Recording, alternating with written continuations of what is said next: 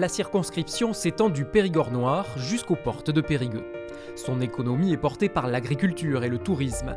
Le député sortant Sébastien Peytavy repart sous les couleurs du nouveau Front populaire en essayant de désamorcer la bombe Mélenchon.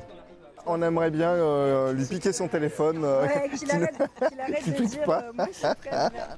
Son programme s'appuie résolument sur des mesures sociales fortes.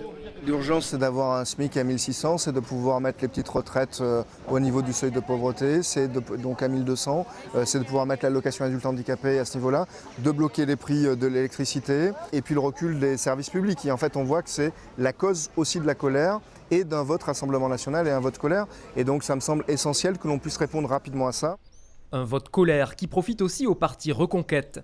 Pour Nathalie Balleran, sécurité et immigration sont la clé, tout comme la réduction des dépenses publiques. Se prioriser sur les dépenses régaliennes, la défense, la police et la justice. Ensuite, les dépenses essentielles qui sont liées à la santé, à l'éducation et aux retraites.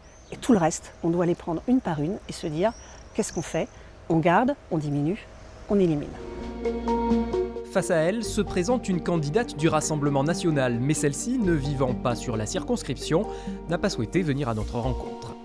Au centre, le maire de la Roque-Gageac, Jérôme Perra, se lance pour sa part sous ses propres couleurs. Vous avez la possibilité de voter pour un candidat issu du terroir.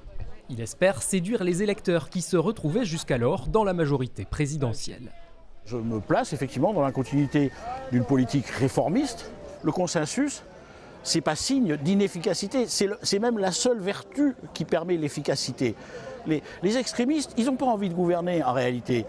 Ils disent toutes les bêtises possibles. C'est les dingos de droite font écho aux dingos de gauche, mais au milieu, il y a les gens qui essayent de bosser. Une ligne qu'il partage avec le candidat officiel de la majorité, un Toulousain également absent de la circonscription lors de notre tournage. Mais la modération est aussi le credo de la candidate Les Républicains. Sans Ciotti, de préférence. Agricultrice, Anne-Catherine Balland dit défendre la ruralité, la lutte pour l'accès aux soins étant un axe fort de son programme. Pour trouver un médecin ici, ça relève du miracle. Donc ça, je crois que c'est quelque chose, il faut vraiment travailler sur ce sujet-là. Essayer d'inciter les médecins à venir chez nous, dans notre beau Périgord noir.